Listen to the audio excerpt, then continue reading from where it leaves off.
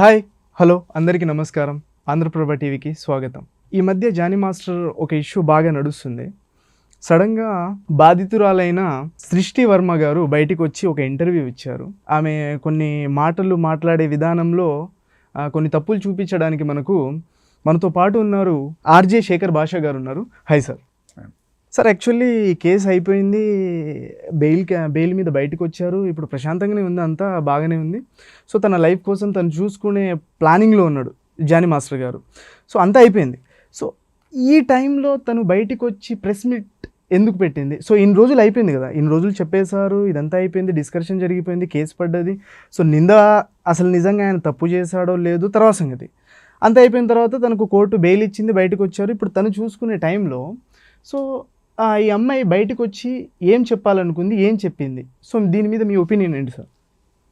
పగ పట్టిన వగపాము, తీరని పగ. ఏం చెప్తాం ఇంకా? పడయప్పలో అదే నరసింహ సినిమాలో నీలాంబరిలాగా నీకు ఎంత చేసినా నాకు సరిపోలేదురా, ఎక్కడైనా ఎలా పనిచేసుకుంటారా? నీకు నేషనల్ అవార్డు పీకిచ్చా, నీకు ప్రెసిడెంట్షిప్ పీకిచ్చా, నీకు 35 రోజులు జైల్లో పెట్టించా, పోక్సో కేసు పెట్టా, నీ పరువు తీసా, ఇవన్నీ చేశా, అయినా కూడా నాకు సరిపోట్లా. ఎక్కడో చోట నువ్వు కొరియోగ్రాఫ్ చేసుకుని బతుకుతావా? ఎలా చేసుకుంటావు చూస్తా అని చెప్పి మళ్ళీ వచ్చి మళ్ళీ పోక్ చేసి మళ్ళీ ఆయన్ని పరువు తీసే విధంగా మాట్లాడడం, వాళ్ళ ఆవిడని తిట్టడం, వాళ్ళ ఫ్యామిలీ మెంబర్స్ని తిట్టడం, ఇలా చేయడం. అంటే ఒక కచ్చ కనబడుతుంది మనిషి, ఎంత కచ్చ ఉంటుంది అనమాట. దానికి ఆవిడ పెట్టుకున్న పేరు సెల్ఫ్ రెస్పెక్ట్. అసలు వీళ్ళు ఎప్పటి నుంచో, తను చిన్నప్పటి నుంచి తనతో చాలా కాలం నుంచి జర్నీ చేస్తుంది ఈమె. ఒక డ్యాన్స్ నేర్పించిన మాస్టర్గా తనకు ఒక లైఫ్ ఇచ్చాడని తనే చెప్పుకుంది. మళ్ళీ తనే కొంచెం నన్ను కొన్ని విధాలుగా ఇబ్బంది పెట్టాడు. సో ఆ ఇబ్బంది నుంచి నేను బయటికి రావాలని ప్రెస్ మీట్ ముందుకు వచ్చి నన్ను ఇబ్బంది పెడుతున్నారు, దీనికోసం నేను న్యాయంగా పోరాడతాను, ప్రతి మహిళకి ఇలా జరుగుతుంది అనే ఒక టాపిక్ని బయటకు తీసుకొచ్చింది. సో అసలు అంత మంచిగా ఉండే వ్యక్తి తనకు ఆల్రెడీ పెళ్ళయింది, పిల్లలు ఉన్నారు. సో ఇదంతా ఉన్నప్పుడు తను నిజంగానే తనను ఆ టైప్లో ఇబ్బంది పెట్టాడా? మీరేమనుకుంటున్నారు? నిజంగా చేసి ఉంటాడా జానీ మాస్టర్ అనే వ్యక్తి? ఇప్పుడు ఇబ్బంది అంటే నేను చెప్పిన మాట నీకు నచ్చకపోతే నీకు ఇబ్బంది అనుకోవచ్చు. వద్దు అది చెయ్యొద్దు అన్నాను అనుకో, అది నీకు ఇబ్బంది అనిపించవచ్చు. లేదు అది నేను చేస్తాను నువ్వు సహించాలి అన్నాను అనుకో, యువతల వాళ్ళకి ఇబ్బంది అనిపించవచ్చు. ఇబ్బంది అనే దానికి డెఫినేషన్ మారిపోతూ ఉంటుంది. ఇబ్బంది వేరు, రేప్ వేరు. ఓకే, ఇబ్బంది పెట్టాడు అను, సరే పోనీ, 4 తిట్టాడు అను, ఓకే. కానీ దాన్ని రేప్గా చిత్రీకరించి, దాన్ని పోక్సోగా చిత్రీకరించి చేస్తున్నా చూసారా, అది జీర్ణించుకోలేని ఒక దారుణమైన విషయం. ఏది జరిగితే అది డైరెక్ట్గా చెప్పచ్చు. ఇప్పుడు ఎలా ఉంటుందంటే, మొన్న రీసెంట్గా ఒకటి చూసారు, ఒక ఆవిడ ఎవరో ఏదో అప్పు ఎంతో ఇస్తానంట, ఇవ్వలేదంట. మరి ఏం జరిగిందో తెలియదు వాళ్ళ మధ్య. ఒక 4 లక్షలు 5 లక్షలు వాడు ఇస్తానన్నాడో ఇవ్వలేదో ఏదో అయింది. ఈవిడ వెళ్ళి కేసు పెట్టింది. వీడు నాకు డబ్బులు ఇవ్వాలి అని చెప్పి ఫస్ట్ ఒక పోలీస్ స్టేషన్లో కేసు పెట్టింది. పెడితే సరే అని చెప్పి తీసుకున్నారు, కేసు అయింది, ఏమి పెద్ద ఇదేం లేదు. తర్వాత ఎవరో సలహా ఇచ్చారు మహాతల్లికి, ఇలా పెడితే ఎందుకు వస్తారమ్మా, ఇంకో ఈ స్టేషన్లో పెట్టావు, ఇక్కడ కాదు వేరే స్టేషన్లోకి వెళ్ళి రేప్ చేసాడని కేసు పెట్టు. ఆల్రెడీ బ్యాక్గ్రౌండ్లో ఎవరో చెప్పుంటారు. సో వాళ్ళ ప్లాన్ ప్రకారం ఈమె వచ్చి బయటకు వచ్చింది. అలా రేప్ కేసు పెట్టింది ఆవిడ, పోయి ఈవిడి కాదు ఆవిడ, ఇప్పుడు చెప్తున్నా, రేప్ కేసు పెట్టింది. రేప్ కేసు పెట్టి తర్వాత కట్ చేస్తే ఎంక్వైరీ చేస్తే ఇది అంటే బేసికలీ డబ్బులు వసూలు చేసుకోవడానికి, ఖర్చు తీర్చుకోవడానికి, దేనికైనా సరే సెక్షన్ 356 ఐపీసీ రేప్ కేసు వాడచ్చు అనమాట. సో ఇక్కడ ఏంటంటే, సరే ఈ మధ్యకాలంలో ప్రతిదీ 4-5 రోజులు కలిసి ఉండి తర్వాత రేప్ అంటున్నారు. దానికి కూడా అంటే ఈ నిర్భయ వచ్చిన తర్వాత దానికి డెఫినేషన్ మారిపోయినాయి. రేప్కి డెఫినేషన్ మారిపోయి ఇప్పుడు ఆ అమ్మాయి వెళ్ళి కేసు పెడితే తీసుకోవాల్సిన పరిస్థితిలో ఉన్నారనమాట. ఏదో 2-3 సాక్ష్యాలు చూపిస్తే కలిసి ఉన్నాం అని చెప్పి చూపిస్తే చాలు. సో బేసికల్లీ ఏంటంటే, ఇవాళ రేపట్లో మొగుడు పెళ్ళాం కాపురం లేకపోతే లివ్ ఇన్ రిలేషన్స్ ఇవి కామన్గా ఉన్నాయి. వీళ్ళ మధ్యలో ఏదైనా గొడవలు వచ్చినా కూడా అమ్మాయి చక్కగా వెళ్ళి వీడిని రేప్ చేశానని కేసు పెట్టేయచ్చు.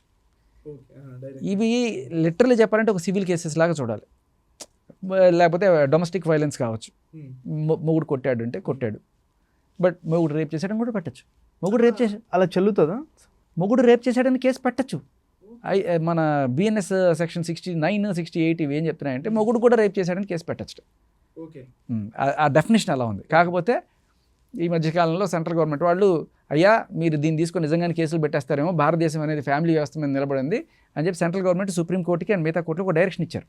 మీరు పొరపాటున ఇట్లాంటి కేసులు ఏమైనా వస్తే తీసుకోకండి. భర్త రేప్ చేశాడని కేసు కూడా పెట్టడానికి రెడీ అయిపోయారు చాలామంది.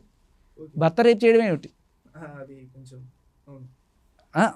అంటే అది అగైన్ ఇప్పుడు ప్రతిదీ రేపే. ఆ టైప్లో ఎవరైనా సంసారం అనేది కూడా రేపు, ఎఫ్ఐఆర్లో కలిసి ఉన్నా కూడా రేపు, ఏదైనా సరే రేప్ అనేది చాలా మిస్యూజ్ చేస్తున్నారు సెక్షన్. ఒకటి నాకు అర్థం కాదు, ఇప్పుడు ఒక భార్య భర్త మీద రేప్ కేసు పెట్టిండంటే అసలు ఏ పాయింట్ ఆఫ్ వ్యూలో తనకి ఇబ్బంది పెట్టిండు అనేది తీసుకోవచ్చు. అండ్ రేప్ అంటే ఏంటి అసలు? ఆవిడకి ఇష్టం లేకుండా శృంగారం చేయడం అనేది రేపు, అంతే సింపుల్.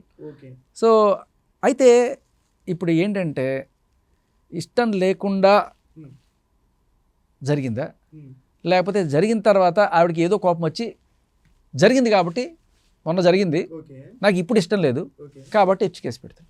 ఎప్పుడో జరిగిన దాన్ని ఇప్పుడు తీసుకొచ్చి కేసు పెట్టినా నడుస్తుంది, అంతే కదా. అది ఏమైనా నడుస్తుంది, ఏమైనా నడుస్తుంది. రీసెంట్గా ఒక పోలీస్ ఆఫీసర్ ఇంటర్వ్యూ మీరు చూడండి, లేకపోతే మీరు యాక్చువల్లీ పిలవగలిగితే ఒక పోలీస్ ఆఫీసర్ని పిలిస్తే వాళ్ళ గోడు వెళ్ళబోచుకుంటారు. సార్ మేమేం చేస్తాం సార్, చట్టం అలా ఉంది సార్, మాకు తెలుసు సార్. ఇవన్నీ ఇట్లాగే ఇప్పుడు ఈ షీ టీమ్స్కి పోతే రోజుకి 10-15 కేసులు వస్తాయి. వాళ్ళందరూ కూడా చాలా వరకు కౌన్సిలింగ్ ఇచ్చి పంపించేస్తారు, కొంతమంది అడ్వాంట్గా కూర్చుంటారు. సో ఇదేంటంటే ఇది మరీ దారుణం. ఇరికించడానికి చాలా గట్టి ప్రయత్నం జరిగింది అనడానికి ఒక చిన్న ఇదేంటంటే ఫస్ట్ రేప్ కేసు పెట్టడానికి ట్రై చేశారు. రేప్ కేసు పెడితే గట్టిగా ఉండదు, దీన్ని పోక్సో కూడా చేద్దాం, అప్పుడు మీరు మైనర్ కాబట్టి ఇది కూడా యాడ్ చేద్దాం అన్నట్టుగా. మరి ఎవరు ఈ సలహాలు ఇస్తున్నారు ఇవన్నీ కూడాను, అలా చాలా గట్టిగా ఇరికించడం. అంటే పోక్సో అంటే బెయిల్ కష్టం అవుతుంది, జనాలు మాట్లాడకూడదు, ఇలా అయిపోతుంది అని చెప్పి. సో దీనికి ఆవిడ మళ్ళీ ఫన్ బకెట్ భార్గవ్తో ఈయన కంపేర్ చేస్తుంది. ఫన్ బకెట్ భార్గవ్ చేసింది 14 ఏళ్ళ అమ్మాయి, ఈవిడ 17 ఏళ్ళ 364 రోజులు ఎంతో, అంటే 2 రోజులు పోతే మేజర్ అవుతారనమాట. అప్పటికి ఈవిడ ఏం చేసింది, అబద్ధాలు చెప్పే కదా, నేను మేజర్ అని చెప్పే కదా డీజోడీలోకి వచ్చింది.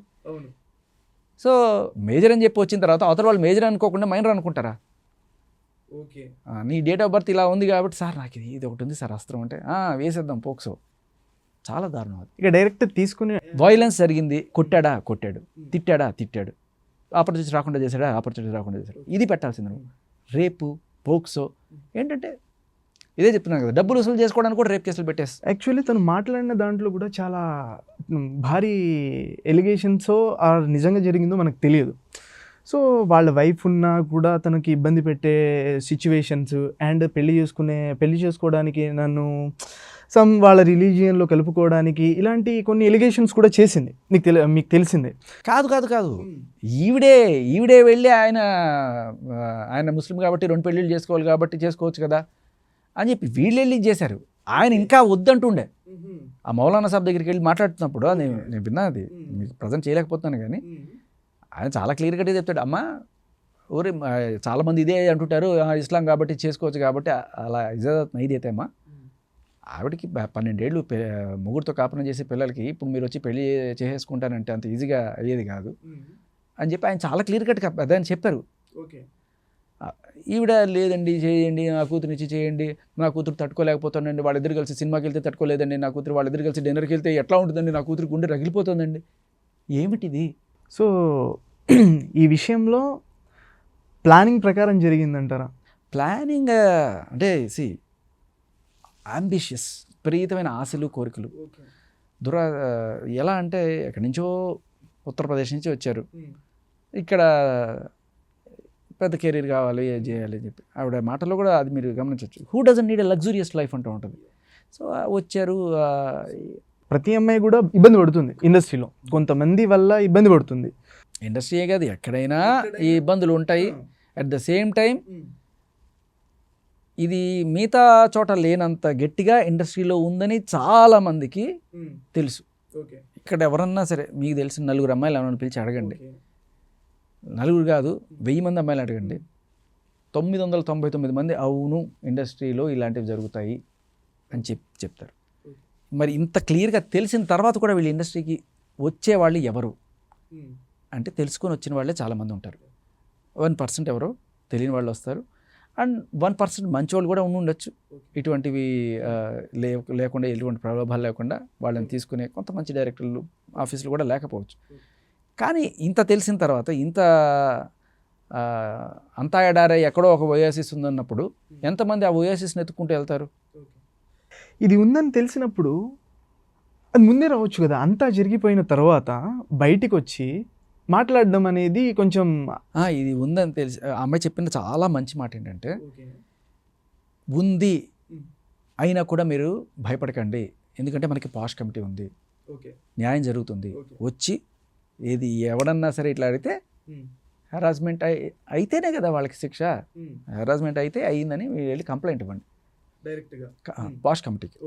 మన పాష్ కమిటీ వాళ్ళు చూసుకుంటారు, నాకు న్యాయం చేయాలా మీకు కూడా న్యాయం చేస్తారు. కాబట్టి that is very good. Actually ఆ అమ్మాయి ఇచ్చిన అద్భుతమైన మెసేజ్ ఖచ్చితంగా అప్రిషియేట్ చేస్తాను. కానీ నీతులు చెప్పేవాడికి ఆచరణ కూడా చాలా ఇంపార్టెంట్. నువ్వేమో 4 ఏళ్ళు ఆయనతో సంసారంలో ఉండి ఇప్పుడు చూపించాను కదా, జానీ మాస్టర్ లాకెట్లు వేసుకుంటావు, ఆయన కావాలంటావు, ఆయన పెళ్లి చేసుకోవాలనుకుంటావు, ఆయన గుర్తొస్తున్నా అంటావు, ఇన్ని చేసేసి ఫైనల్గా ఆయన మీద కేసు పెట్టి ఆయన్నే ఒక బూచిలాగా చూపిస్తూ ఇదిగో ఇతనే ఇట్లా కాస్టింగ్ కౌచ్ చేసేవాడు అని చెప్తావా? వేధించింది నువ్వు, కాస్టింగ్ కౌచ్ చేసింది ఆయన. ఎందుకంటే బేసికల్లీ మనం మాట్లాడుకునే వాళ్ళందరం కూడా ఎలా మాట్లాడుకుంటారంటే, పాపం అమ్మాయిలు కాస్టింగ్ కౌచ్ జరుగుతుంది అని మాట్లాడడం వల్ల చాలా ఈజీ అయిపోతుంది వాళ్ళకి ఆరోపించడం. అంటే అదే జరుగుతుంది సార్. ఇప్పుడు దీంట్లో కూడా నిజాలు ఎంత ఉందో మనకు తెలియదు, కానీ ఒక అమ్మాయి ఎలిగేషన్ పెట్టినప్పుడు ప్రతి ఒక్కళ్ళు కూడా ఇదే, పోలీస్ స్టేషన్లో అయినా ఎక్కడైనా ఇదే నడుస్తుంది. ఎందుకంటే ఒక అమ్మాయి దాన్ని ఫేస్ చేయలేదు. అండ్ మీ భయం, నేను ఈ సాక్ష్యాలన్నీ లేకపోతే నేను కూడా నోరు మూసుకొని అవును ఆవిడ చెప్పింది నిజమే అని అనుకుంటాను. నేను ఖచ్చితంగా 100% అనుకునే అదే. ఇప్పుడు అబ్బాయికి అన్యాయం జరిగిందనేది తర్వాత సంగతి అయితే, ఒక అమ్మాయికి అన్యాయం జరిగినప్పుడు 100% తొందరగా ఇది చూపిస్తారు.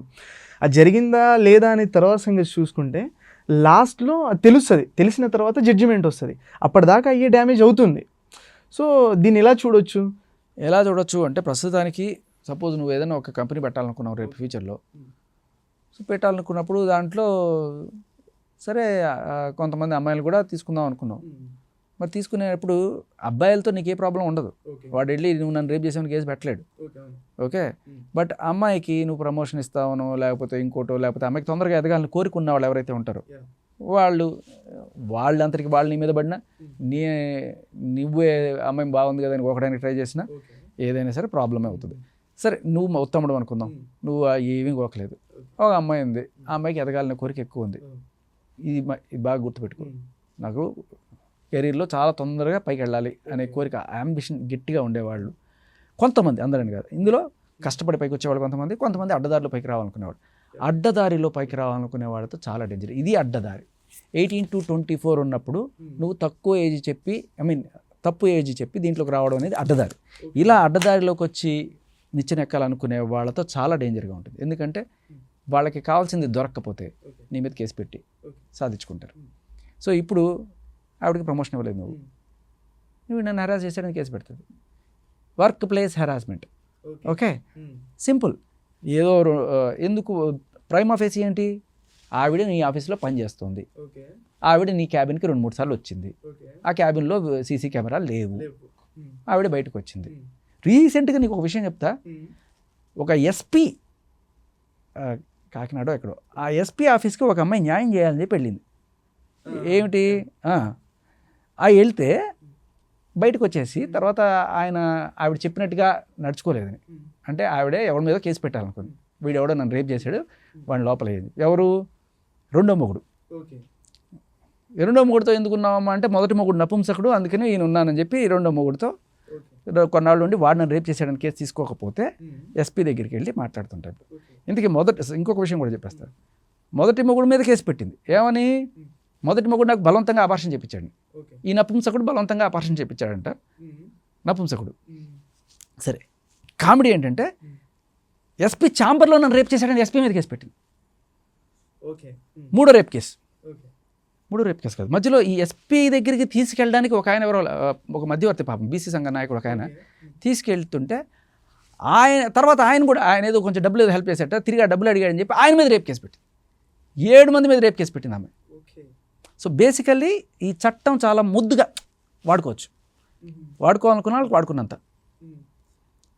సో ఎదగాలనుకునే వాళ్ళు ఈ చట్టాలని చాలా చుట్టాలుగా వాడుకుంటుంటారు. బేసిక్గా వీళ్ళు ప్రభుత్వం ఇక్కడ వాళ్ళకి అన్యాయం జరుగుతుందని తీసుకొచ్చిన చట్టాలు ఇవి బేసిక్గా జరుగుతుంటాయి సార్. ఇవి ఇలాంటివి కూడా జరుగుతుంటాయి. కొంతమంది కావాలని వాళ్ళని హెరాస్ చేసే వాళ్ళు ఉంటారు, ఇలాంటి అమ్మాయిలు కూడా ఉంటారు. సో రెండు వైపులా కొంతమంది ప్యూర్లీ డబ్బుల కోసం ఎక్స్ట్రాక్షన్ చేస్తారు, కొంతమంది కెరీర్ కోసం చేస్తారు. వాళ్ళ కెరీర్ కోసం. ఎస్, వీళ్ళిద్దరు కూడా డేంజరే. ఇప్పుడు నేను చెప్పిన ఫస్ట్ కేసులో అది కెరీర్ కోసం, ఈ కేసులో ఫస్ట్ కేసులో డబ్బుల కోసం క్లియర్ కట్ ఎక్స్ట్రాక్షన్, ఈ కేసులో క్లియర్ కట్ కెరీర్. ఆవిడ చెప్తుంది చాలా క్లియర్ కట్గా, నాకు సొసైటీతో సంబంధం లేదు, నేను నా గురించి ఆలోచించుకుంటాను, నా కెరీర్ నాకు ఇంపార్టెంట్. అంటే ఏంటి, ఇంకోటి కొంప కూలిపోయినా పర్లేదు, ఆడ పిల్లలు అనాథలు అయిపోయినా పర్లేదు, నా కెరీరే నాకు ఇంపార్టెంట్. సో నా కెరీర్ ఎప్పుడైతే దెబ్బతింటుందో అప్పుడు పోక్సులు పడతాయి, రేపులు పడతాయి, అన్నీ పడతాయి. సో బేసికలీ కెరీర్లో ఎదగాలనుకున్నా లేకపోతే డబ్బులు ఎక్స్ట్రాక్షన్ చేయాలనుకున్నా కూడా ఈ సెక్షన్స్ని చాలా ముద్దుగా వాడుకుంటున్నారు. ఓకే. సో కొంతమంది బయట నడుస్తున్న ఒక టాపిక్ సార్, సో ఈవిడ వెనకాల ఎవరైనా ఉన్నారా, సో ఇప్పుడు ఎందుకు బయటకు వచ్చింది, ఇప్పుడు ఆయన్ని ఎందుకు పాయింట్అవుట్ చేసి బయటికి తీసుకొచ్చారు, సో నిజంగా తప్పు చేసి ఉంటే అది తప్పే. నీ వెనకాల ఎవరన్నా ఉన్నారు?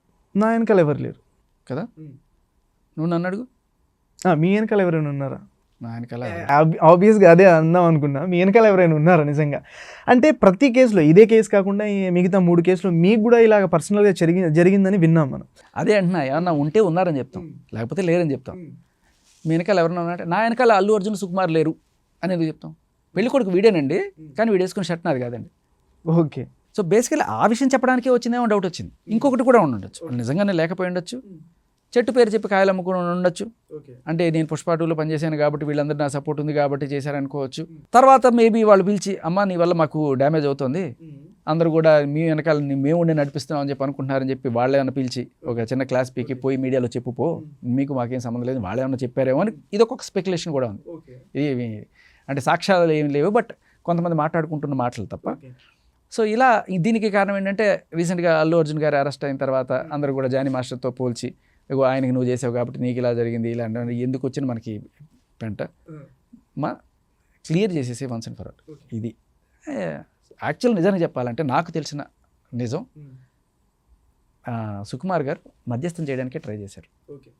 తర్వాత ఈవిడ వెళ్ళి కేసు పెడుతున్న టైంలో మరి ఏం జరిగిందో నాకు తెలియదు, బట్ మధ్యస్థం చేయడానికి మాత్రం ట్రై చేశారు, మంచిగా చెప్పారు ఆయన. ఓకే, మంచి చెప్పి దాన్ని ఆపుదామనే ప్రయత్నాలు చేశారు, కానీ అది ఇక వేరే దారిలో వెళ్ళిపోయింది. సో ఓకే అండి, ఇప్పుడు ఈ అమ్మాయి కొన్ని ఆధారాలు మీ దగ్గర ఉన్నాయని చెప్తున్నారు. సో ఏంటి మీ దగ్గర ఉన్న ఆధారాలు ఏంటి ఈ కేసు విషయంలో? సో ఆల్రెడీ ఇది కోర్టులో నడుస్తుంది కేసు, సో ఈ టైంలో వచ్చి మాట్లాడారు. సో ఇదే పాయింట్లో జానీ మాస్టర్ కూడా పోరాడుతున్నారు, ఎందుకంటే లైఫ్ కోర్టులో కేసు ఏంటంటే పోక్సో అంటే ఏంటంటే 18 ఏళ్ల కన్నా ముందు వయసులో ఇతను నా మీద అఘాయిత్యం చేశాడు. సో ఈవిడ కోర్టులో ప్రూవ్ చేసుకోవాల్సింది ఏంటంటే 18 ఏళ్ల కన్నా ముందు వయసులో ఎక్కడ కలిశారు, ఏ లాడ్జ్లో కలిశారు, ఏ టైంలో ఎలా చేశారు, ఏం జరిగింది అనే దానికి సంబంధించిన ప్రూఫ్స్ ఆవిడ చూపించుకోవాలి. సో ఆవిడ చూపించుకోవాలి. ఓకే, ఈ కేసులో ఆ ప్రూఫ్స్ ఏవి మనకు సంబంధం లేదు, మనకి ఆ పోక్సో కేసుతో నేను మాట్లాడను, అవి ఆవిడ చూపించుకోవాల్సిన ప్రూఫ్స్ కోర్టులో. బట్ నేను మీకు చూపించే ప్రూఫ్స్ ఆవిడ ఇంటర్వ్యూ ఇచ్చినప్పుడు మాట్లాడిన వాటి గురించిన ప్రూఫ్స్. ఆవిడ ఇంటర్వ్యూర్ చాలా క్లియర్ కట్గా అడగడం జరిగింది, మీ అమ్మ నాన్న ఎలా ఒప్పుకున్నారు, మీరు అండర్ ఏజ్డ్ కదా, డీ జోడీ టైంలో మీరు అండర్ ఏజ్డ్ కదా అని అడిగారు, దానికి సంబంధించిన ప్రూఫ్. అండ్ అలాగే జానీ మాస్టర్ నన్ను ఓన్లీ హెరాస్ చేశాడు అని చెప్తే అది హెరాస్మెంట్ కాదు, ఈవిడికి వీళ్ళిద్దరి మధ్య లవ్ సంబంధం ఉంది అని చెప్పే ప్రూఫ్. అలాగే నన్ను 4 ఏళ్ళ తర్వాత ఎందుకు అడుగుతున్నారు, మీరు ఇది హేమా కమిటీని అడగచ్చు కదా, కాదు 4 ఏళ్ల తర్వాత మీరు ఎందుకు వచ్చి చెప్తున్నారంటే, మీరు ఈ విషయం హేమా కమిటీని అడగండి, నన్ను ఎందుకు అడుగుతారు అని అరగంటగా సమాధానం చెప్పింది. దీనికి సంబంధించి ఇప్పుడు జానీ మాస్టర్ పోక్సో కేసులో బెయిల్ అంటే అంత ఈజీగా రాదు. పోక్సో అంటే సో దాంట్లో ఆయనకి 2 సార్లు బెయిల్ వచ్చింది, ఒకసారిగా. ఫస్ట్ టైం ఇంటరిమ్ బెయిల్, తర్వాత ఫుల్ బెయిల్ 4 రోజులకు వచ్చింది ఆయనకి. 4 రోజుల మధ్యలోనే ఒక బెయిల్ వచ్చేసింది ఆయనకి, కానీ ఆయన he choose not to go. నాకు ఒక ఇంటరిమ్ బెయిల్ వద్దు, నాకు కంప్లీట్ బెయిల్ లేదు. ఆయన రావాలనుకుంటే అప్పుడే వచ్చి ఉండొచ్చు, ఆయన చేతిలో అవకాశం ఉండింది. ఈ ఇంటరిమ్ బెయిల్ వచ్చి డిస్ట్రిక్ట్ కోర్టులో ఎక్కడో జరిగింది, ఇది వచ్చి హైకోర్టులో జరిగింది. సో ఇద్దరు న్యాయవాదులు కూడా బెయిల్ అంత ఈజీగా ఇవ్వడానికి ఎందుకు ఒప్పుకున్నారంటే కేసులో పసలేదనే వాళ్ళకి అనిపించింది. ఎందుకంటే ఇరుపక్షాల వాదనలు విన్న తర్వాత ఇప్పుడు ఈవిడ దగ్గర ఏవైతే సాక్ష్యాలు ఏవైతే ఉన్నాయో అంటుందో అవన్నీ కూడా ఖచ్చితంగా జడ్జి ముందు చూపిస్తారు కదా. ఇప్పుడు కేసు పెట్టిన తర్వాత కొత్తగా వచ్చిన సాక్ష్యాలు ఏం లేవు కదా. కేసు పెట్టిన రోజున లేకపోతే ఆ పెట్టిన 10 రోజులకో 15 రోజులకో కోర్టుకి వెళ్ళినప్పుడు సంగతి కదా. కోర్టుకి వెళ్ళింది కూడా అప్పుడు నెల రోజులు ఆ మధ్యలో ఎప్పుడో వెళ్ళారు. పెట్టిన ఒక 15-20 రోజులకో ఎప్పుడు వెళ్ళినట్టున్నారు. మరి అప్పట్లో కొత్త సాక్ష్యాలు ఏమి వచ్చేవి కదా. ఇది కూడా చూపించాల్సింది ఎప్పుడు 4-5 ఏళ్ళ క్రితం సాక్ష్యాలు చూపించాలి కదా అప్పుడు జరిగింది అన్నప్పుడు పోక్సో అన్నప్పుడు. సో ఆవిడ దగ్గర ఉన్న సాక్ష్యాలు ఏవో ఆవిడ చూపించి ఉంటుంది కదా జడ్జికి. నిజంగానే అలాంటివి జరిగింది అనుకుని ఉంటే జడ్జి ఖచ్చితంగా బెయిల్ ఇచ్చేవాళ్ళు కదా, నిరాకరించేవాడు. అది కూడా పోక్సో కాబట్టి సంవత్సరాలు పడతాయి కొన్నిసార్లు పోక్సోలో రావడానికి. ఎందుకు మన డిఏవి పబ్లిక్ స్కూల్ కేసు ఉంది కదా. కానీ జడ్జి ఇరుపక్షాల సాక్ష్యాలు పరిశీలించారు. వీళ్ళు పెట్టిన సాక్ష్యాలు వీళ్ళు పెట్టిన సాక్ష్యాలు పరిశీలించిన తర్వాత వాళ్ళు బెయిల్ ఇస్తున్నాం అని ఒక మాట రాయాలి. ఆ జడ్జిమెంట్లో చాలా క్లియర్ కట్గా ఎందుకు బెయిల్ ఇస్తున్నాం అనేది క్లియర్గా మెన్షన్ చేశారు. అది కూడా మీకు చూపిస్తాను.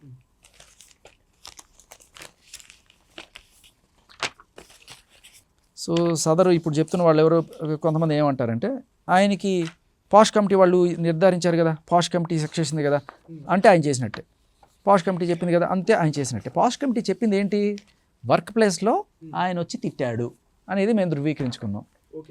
పుష్ప సెట్స్లో ఆయన వచ్చి గట్టిగా ఏదో అరిచాడు. ఇంతకుముందు ఏదో నడుస్తుండే పుష్ప షెట్లో కొన్ని అది నిజమో కాదో తెలియదు కానీ ఇబ్బంది పెట్టాడు, ఇలాంటివి కూడా చేశాడు, కొన్ని డైరెక్ట్గానే మాట్లాడుండే. అవన్నీ వాళ్ళు అదే నేను అడిగాను, సెక్షువల్ హెరాస్మెంటా నార్మల్ హెరాస్మెంట్ అంటే నార్మల్. అది కూడా కొట్టాడా అంటే లేదు, ఓన్లీ తిట్టిన దానికి సంబంధించిన సాక్ష్యాలే. సో కాబట్టి అదే వాళ్ళు పొందుపరిచారు. ఆ రిపోర్ట్ కూడా బయటపెట్టలేదు. సో జడ్జిమెంట్ అనేది ఓపెన్గా ఇక్కడ బయటకు వచ్చింది. హైకోర్టు ఇచ్చిన జడ్జిమెంట్. సో ఇది హైకోర్టు ఇచ్చిన జడ్జిమెంట్, పాష్ జడ్జిమెంట్ కాదు.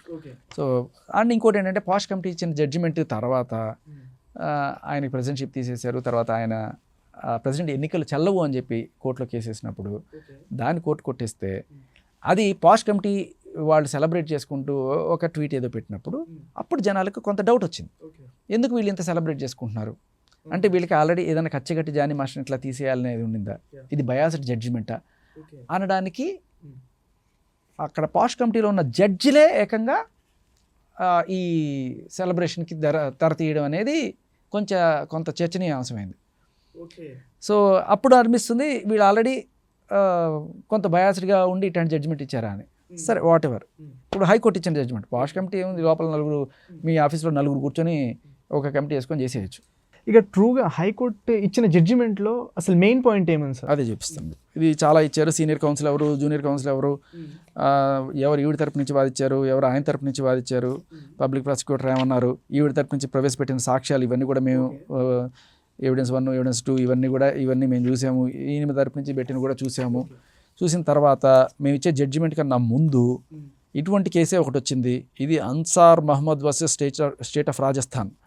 ఇటువంటి కేసుకు సంబంధించిన సిమిలర్ తీర్పు ఒకటి దాన్ని ఉటంకిస్తూ ఈ కేసులో మేము ఇచ్చే జడ్జిమెంట్ ఏమనగా, having had both sides and perused the material on record.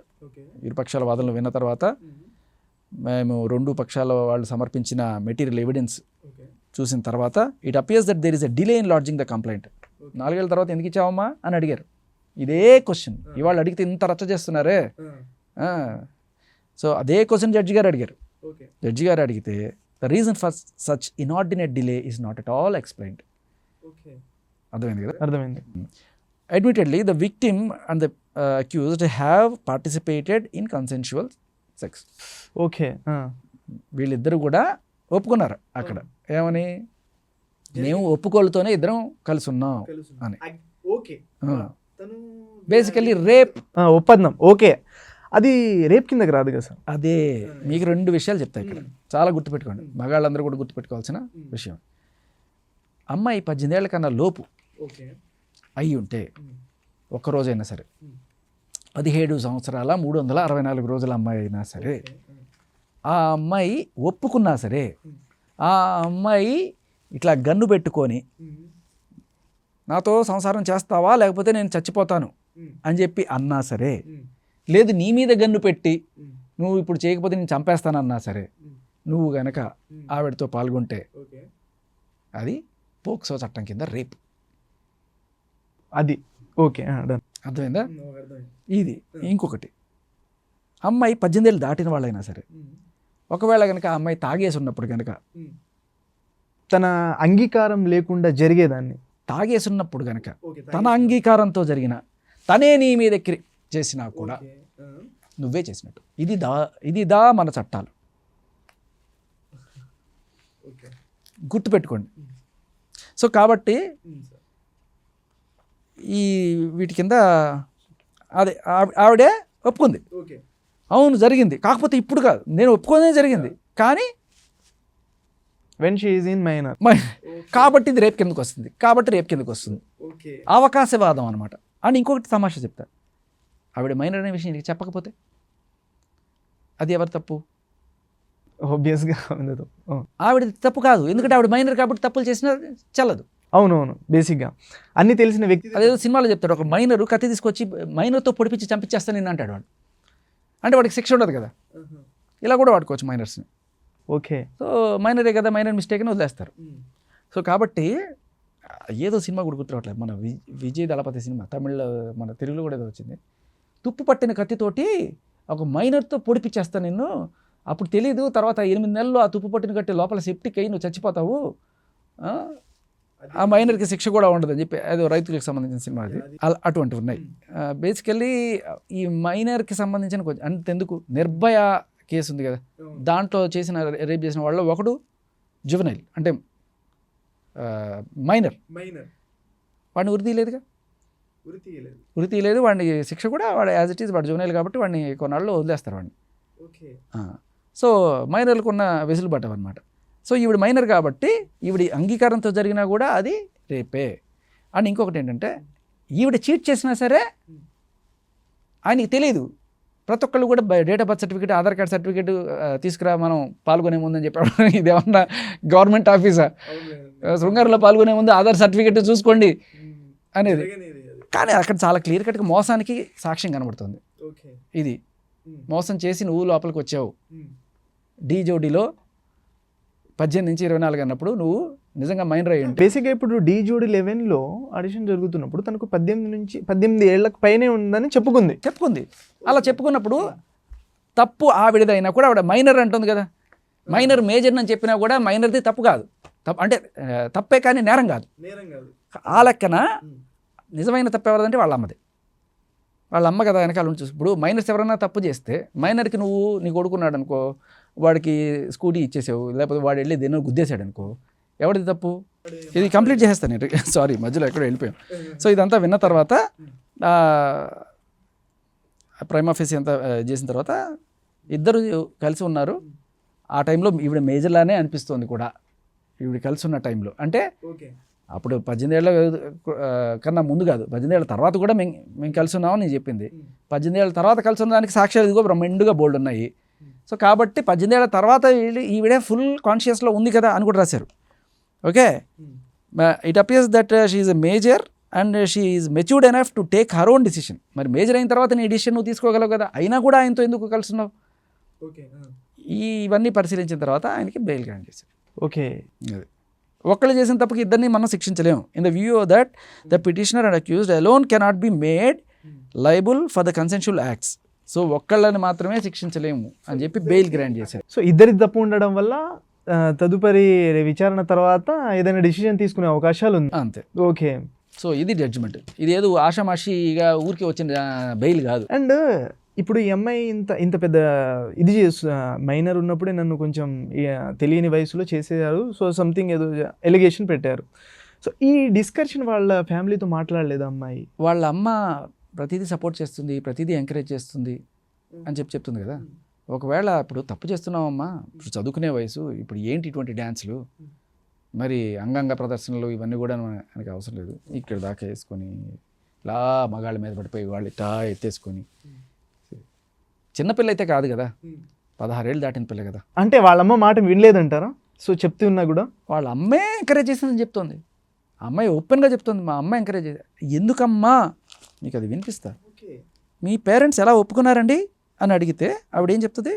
And I don't call it as a child labor because it was artists ఉంటారు చాలా మంది. అండ్ మీ పేరెంట్స్ ఎలా ఒప్పుకున్నారు?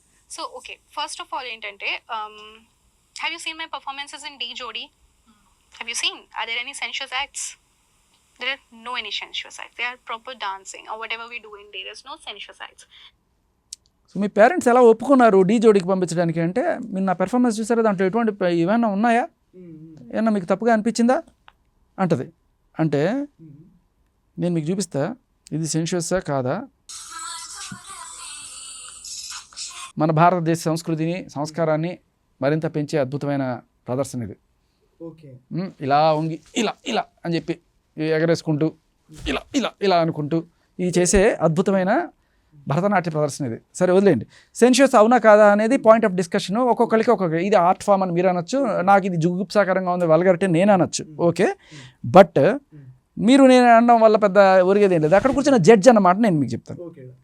కింద ఉండేది అమ్మాయి అనుకున్నారు, ఆ అబ్బాయి నిక్కర్ మీద ఇట్లా జుట్టేసి ఇలా లాగడం. ఒక అమ్మాయి అలాగే ఉండాలని ఏం లేదు కదా, సో అది ఒక ప్రొఫెషన్ అనుకోవచ్చు కదా డ్యాన్స్. ఎస్, అబ్సల్యూట్లీ, భలే క్వశ్చన్ అడిగారు మీరు.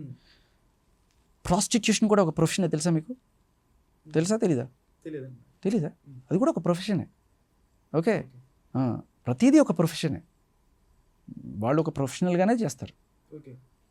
ఇప్పుడు స్పాలో మసాజ్ చేస్తుంటారు, క్రాస్ మసాజ్ అంటే ఆడవాళ్ళు మగవాళ్ళకి వాళ్ళ ఇలాంటివి. థాయిలాండ్లో పోతే ఇవన్నీ కూడా వాళ్ళు ఒక ప్రొఫెషన్ లాగా ఫీల్ అవుతారు తప్ప రామ్ చరణ్ చాలా అందంగా ఉన్నాడని ఎవరు ఆశపడి చేయరు. వాళ్ళు ఒక ప్రొఫెషన్ కాబట్టి చేస్తారు. ఏదైనా ప్రొఫెషనే, కానీ అది గౌరవప్రదమైన ప్రొఫెషనా కాదా అనేది ఇంపార్టెంట్. ఓకే, అంటే డ్యాన్స్ చేయడం అనేది గౌరవప్రదంగా లేదా? ఎస్, అదే మరి మన భారతదేశానికి, భరతనాట్యానికి, కూచిపూడికి, కథకి, దాంట్లో ఎక్కడ కూడా ఇట్లాంటి స్టెప్పులు ఇట్లా స్టెప్పులు ఉండవు. మీరు గమనిస్తే మనది గౌరవప్రదమైన సంస్కారం, మన గౌరవప్రదమైన సంస్కృతి. ఈ వెస్టర్న్ వచ్చి మన దాన్ని చాలా చెడగొట్టింది. సరే, దాన్ని కూడా మనం కొంతవరకు అంగీకరించినా కూడా, ఇప్పుడు ఒక సినిమాలో లిప్ కిస్ పెట్టుకోవడం అనేది సీన్ ఉందనుకుందాం. లిప్ కిస్ పెట్టుకోవడం అనేది ఒక ఆర్ట్, మీకు తెలుసా? ఓకే, ఆర్ట్ కాబట్టి అది ఆ సీన్ పండడం కోసం హీరో హీరోయిన్లతో అలా చేయించాం అనుకుందాం.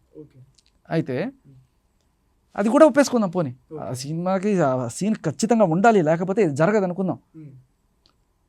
దానికి మైనర్ని తీసుకొస్తావా? తీసుకురావాలి, తప్పు, ఇంపాసిబుల్ కదా. సో కొన్ని ఉంటాయి, ఇటువంటి లిప్ కిస్ సీన్లు కావచ్చు. సెన్షువల్ అమ్మాయి అంటది, సెన్షువస్గా ఉందా, అటువంటివి ఏమన్నా అలా అనిపించిందా అని చెప్పి అనిపించినప్పుడు నేను మీకు అది ప్రూవ్ చేసేస్తే సరిపోద్ది కదా ఆవిడ అడిగిన మాటకి.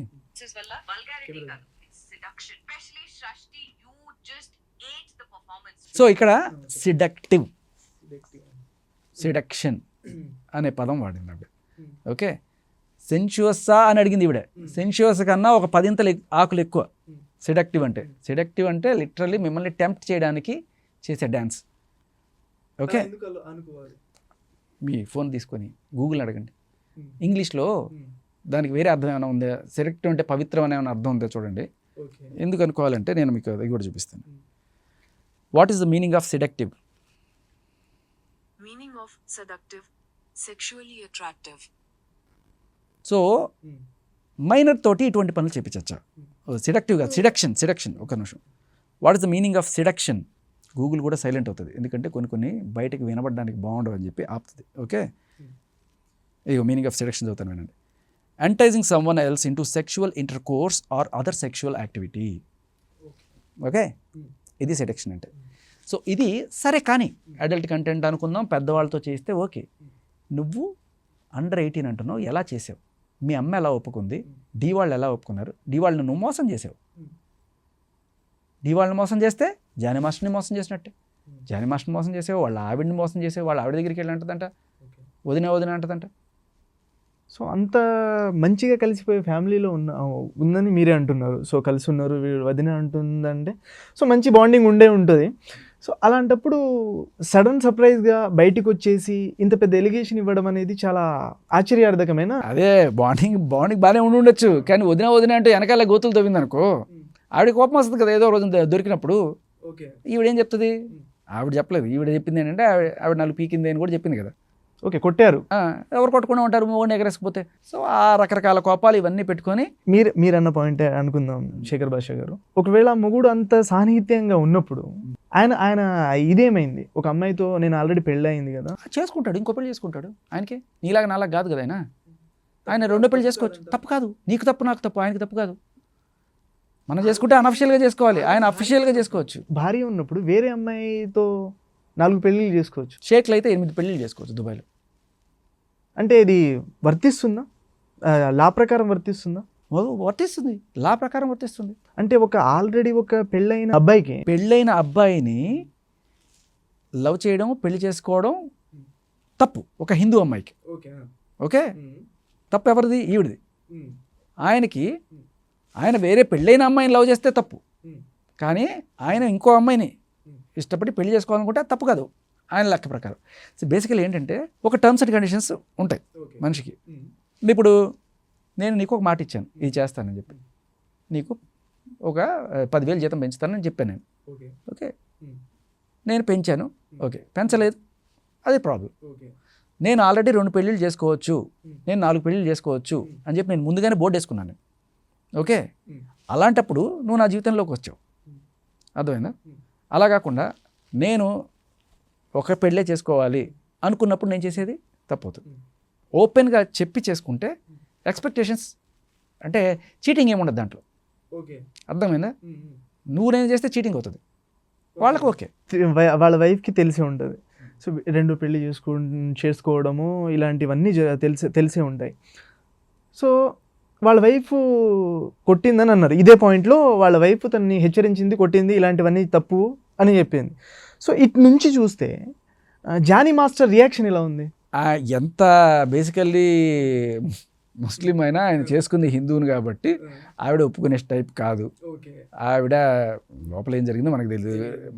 బై డిఫాల్ట్ ఏ ఆడదానికైనా మొగుడు ఇలాంటి పని చేస్తున్నాడని తెలిసిన రోజు తాట తీసేస్తారు. అదే జరిగింది అని నా ఉద్దేశం. ఆ జరిగినప్పుడు ఆ కొంత రికార్డులు ఏవో ఉన్నాయి, ఆవిడ ఈయన తిట్టిన రికార్డులు ఏవో ఉన్నాయట, అవి ఈయన ఆవిడికి పంపించారట.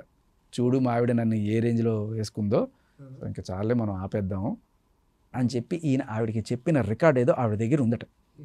అది కూడా ఆవిడ ఎవిడెన్స్గా వాడుతుంది. బట్ బేసికలీ అలా చెప్పారంటే దాని అర్థం ఏంటి? ఎవరు నో చెప్పినట్టు? ఈయన నో అని చెప్పాడు. ఈవిడేం చెప్తుంది ఇంటర్వ్యూకి వెళ్ళి? అమ్మాయి నో అని చెప్తే నో కదా అంటది. ఇక్కడ ఈయన చెప్పాడు నో, కానీ ఈవిడ వదల్లా. నువ్వు ఎలా చేస్తావు? నాకు కావాలి అని చెప్పి వెంబడ. జానీ మాస్టర్ది తప్పు లేదంటారా?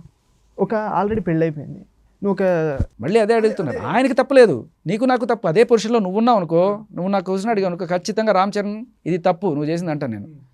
ఎందుకంటే మన మతం మనం ఇవన్నీ ఏం చెప్తున్నాయి? ఒకటే భార్య, అంతే కదా. అలాంటి అది తెలిసి కూడా, నీకు ఒకటే భార్య అని తెలిసి కూడా నువ్వు ఎందుకు చేసావు? అది నీ తప్పు. ఒక అమ్మాయి నన్ను ఫోన్ చేసి నువ్వు అంటే ఇష్టం సంథింగ్ ఏదో అంటది, ఎగ్జాంపుల్ నన్ను అంటది, నేను సడన్గా నువ్వు అందగాడివి ఇదేదో అంటది. సో ఏదో ఒకటి చెప్పి కన్విన్స్ చేస్తుంది. నాకు ఆల్రెడీ పెళ్ళయింది అనుకోండి, సో నాకు ఆల్రెడీ పెళ్ళా ఉంది, పిల్లలు ఉన్నారు, వేరే అమ్మాయి వచ్చి నాతో మాట్లాడుతున్నప్పుడు నాకు ఆ జాగ్రత్త ఉండాలి కదా, వేరే అమ్మాయితో రిలేషన్ పెట్టుకున్నప్పుడు ఎగ్జాంపుల్. సో ఉండాలి, నేనైనా ఆలోచించుకోవాల్సింది కదా. సో ఖచ్చితంగా suppose for example for this మీ సౌలభ్యం కోసం కాసేపు జానీ మాస్టర్ హిందూ అనుకుందాం. ఓకే, ఇప్పుడు మాట్లాడదాం. జానీ మాస్టర్ చేసింది అక్షరాల తప్పు. ఓకే, ఆయన చేసింది తప్పు, అలాగే ఈవిడ చేసింది రైటా? ఈవిడ చేసింది కూడా తప్పే అనుకుందాం. ఇద్దరు చేసింది తప్పే. ఈ తప్పు వల్ల ఎవరికి నష్టం? థర్డ్ పర్సన్కి నష్టం, వాళ్ళ వైఫ్కి, వాళ్ళ రిలేటివ్స్కి. వాళ్ళ వైఫ్కి కాదు, వైఫ్కే నష్టం. వీళ్ళిద్దరు సుఖపడ్డారు, నష్టపోయింది ఈవిడే, మనోవేదనకు గురి చెందింది ఈవిడే. మరి కేసు పెట్టాలంటే ఎవరు పెట్టాలి? నష్టపోయిన వాళ్ళు కేసు పెట్టాలి. సుఖపడ్డ నువ్వే ఈయన మీద, ఈవిడ ఎందుకు పెట్టదు కేసు? ఒక మన సమాజంలో డిపెండెంట్ భార్య, ఎస్పెషల్లీ కుటుంబం ఉండాలి అని కోరుకునే భార్య ఎవరు కూడా భర్త మీద కేసు పెట్టరు అంత ఈజీగా. వద్దు, ఈడితో నా జీవితం వద్దు అని చెప్పి అనుకుంటే తప్ప, పిల్లలకి తండ్రి కావాలి, ఆయన ఏదో రకంగా మార్చుకుందాం, ముళ్ళ మీద పడ్డ గుడ్లాగా తీసుకొచ్చుకుందాం. మనం ఎన్ని సినిమాల్లో చూడలేదు? అదే సినిమా సర్దుకుపోదాం రండి అని, అప్పుడు జగపతి బాబు గారు, సౌందర్య గారు సినిమా ఒకటి ఉంటుంది.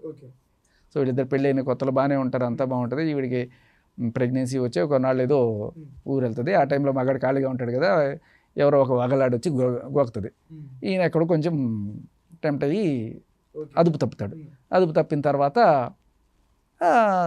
ఆవిడ మెల్లగా, ఆవిడేంటి సరే ఈయన అందగాడు అనే విషయం పక్కన పెడితే ఈయన దగ్గర డబ్బులు ఉన్నాయి, ఈయన దగ్గర చేసుకోవచ్చు అనే విషయంతో ఈయన లైన్ వేస్తూ ఉంటుంది.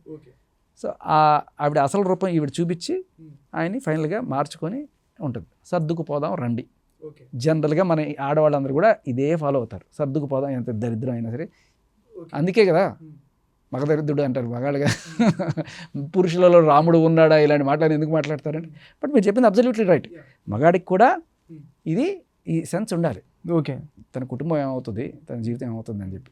సో ఈ కోణంలో ఆయనది తప్పే, ఆవిడది తప్పే. కానీ మీరు హిందూ అయినా ముస్లిం అయినా ఎవరైనా కదా సుప్రీంకోర్టు తీర్పు ప్రకారం ఇది తప్పు కావచ్చు కానీ నేరం కాదు. నేరం అంటే శిక్ష పడేది, తప్పు అంటే ఓకే అది నైతికంగా మీరు తెలుసుకోవాల్సింది తప్ప దానికి మేము శిక్షలు వేయలేం. బట్ ఇక్కడ ఈయనకి శిక్ష పడాలంటే ఏం చేయాలి? ఈ తప్పుని, ఇద్దరు చేసిన తప్పుని ఒకళ్ళే చేసినట్టుగా దాన్ని రేప్గా చిత్రీకరిస్తే అది తప్పు అవుతుంది, అది నేరం అవుతుంది. సో మీరన్న దాని ప్రకారం ఇద్దరు తప్పు చేశారు, శిక్ష ఒకరికే పడుతుంది. బాధితురాలు ఒక్కతే ఉంది, వాళ్ళ వైఫ్. బాధితురాలు వాళ్ళ వైఫ్, ఈఎంఐ కాదు. ఈ అమ్మాయి కాదని మీరు అంటున్నారు. సో ఇదే కేసులో ఇద్దరు శిక్షింపబడాలనేది నడుస్తుంది. ఇద్దరు శిక్షింపబడడానికి చట్టమే లేదు, అదే చెప్తున్నా. శిక్ష పడితే ఇద్దరికి పడాలి. అందుకని ఏం చేస్తారు? ఇప్పుడు ఈ ఆడవాళ్ళందరూ కూడా భార్యలు ఎస్పెషల్లీ నోరు మూసుకొని ఉండడానికి కారణం ఏంటంటే వెళ్ళి కేసు పెడితే ఏమంటారు పోలీసులు? అమ్మ నీ బంగారం మంచిదైతే ఆయన వేరే వాళ్ళ జోలికి ఎందుకు పోతాడు, నువ్వు ఏమైనా పెట్టాలనుకుంటే మీ ఆయన మీద పెట్టి కేసు, మా ఆయన మీద నేను ఎందుకు కేసు పెట్టుకుంటానంటే నా జీవితం నేనే నాశనం చేసుకుంటానని ఆవిడ ఆగిపోద్ది. ఓకే, ఆ రకంగా వీళ్ళకి అన్యాయమే జరుగుతుంది తరతరాలుగా. నిజానికి ఈవిడికి గనక ఆవిడ మీద కేసు పెట్టే ఛాన్స్ ఉంటే సగానికి సగం మంది భయపడతారు ఇట్లా పెళ్ళైన మగాళ్ళతో అక్రమ సంబంధాలు పెట్టుకోవడానికి. అటువంటి చట్టం రావాలి. ఇది రివర్స్లో కూడా ఒకవేళ ఒక పెళ్ళైన జంట అబ్బాయి పాపం ఏదో సంపాదించి ఇచ్చేద్దని చెప్పి దుబాయ్ పోయాడు, లేకపోతే ఆర్మీకి పోయాడు, కొన్నాళ్ళు దూరంగా ఉన్నాడు. ఆ టైంలో ఎవడో పక్కింటి అబ్బాయి ఎవడో వచ్చి ఆంటీ అని చెప్పి ఏదో లైన్ వేసి ఇచ్చేసాడు అనుకుందాం. ఆడికి భయం ఉండాలా? ఇటువంటి వల్నరబుల్ సిచ్యువేషన్ తీసుకొని ఎవరు తోడలేరు, నేను ఉంటాను నీకు ఆంటీ అని చెప్పి వాడు వచ్చినా, లేకపోతే నేను ఉంటాను నీకు అని చెప్పి ఈ అమ్మాయి వచ్చినా, ఏదైనా సరే ఆ సిచ్యువేషన్ని, వల్నరబుల్ సిచ్యువేషన్ వాడుకొని చేస్తున్నారనడానికి ఇప్పుడు మగాళ్ళు ఇలాంటివి చేయాలంటే భయపడాలి, అలాంటి చట్టాలు రావాలంటున్నారు కదా. ఇలాగే ఒక ఆడది పెళ్ళైన మగాడి జోలికి రావాలంటే భయపడే సిచ్యువేషన్లో చట్టాలు రావాలి. అలాగే పెళ్ళైన ఆడదానికి ఎరకాలన్నా భయపడే చట్టాలు రావాలి. ఎందుకంటే ఇప్పుడు ఆవిడే ఎట్టి పరిస్థితిలో ఈ సగటు మహిళ కేసు పెట్టలేదు భర్త మీద, ఎందుకు పెట్టారు? అలానే ఆవిడకి తరతరాలుగా అన్యాయం జరుగుతూనే ఉంది. మనం అటువంటి చట్టాలు తీసుకురావాలి. కొంతమంది అబ్బాయిలు ఇలాంటి విషయాల్లో మోసపోతున్నారు అనేది మీరు అంటున్నారు. అబ్బాయిలు మోసపోవడం కాదండి, చట్టాలు అలా ఉన్నాయి. వాటిని మనం మార్చుకోకపోతే వాళ్ళు ఇలా అప్పులు వసూలు చేసుకోవడానికి కూడా రేప్ కేసులు పెడుతున్నారు అంతే. థ్యాంక్ యూ శేఖర్ భాష గారు, మీ నుంచి కొంచెం ఇన్ఫర్మేషన్ వచ్చింది అని అనుకుంటా. సో ప్రజలకు కూడా కొన్ని విషయాలు తెలిసే అని అనుకుంటా. సో దీంట్లో తప్పు ఒప్పులు మనం చెప్పేవాళ్ళం కాదు. సో జరగబోయేది ఏదో కోర్టు చూసుకుంటుంది. సో మీరు మాట్లాడాల్సింది తప్పు ఒప్పులు మనం చెప్పేవాళ్ళం కాదు, అంతా చెప్పాల్సిందంతా చెప్పేసి ఫైనల్గా ఇలాంటి డిస్క్లైమర్ కాదు. కానీ మనం ఏంటంటే నువ్వు నేను ఈ సమాజం మనం పోరాడి తెచ్చుకున్నదే స్వతంత్రం, మనం పోరాడి తెచ్చుకున్నదే అమెండ్మెంట్లు కూడా.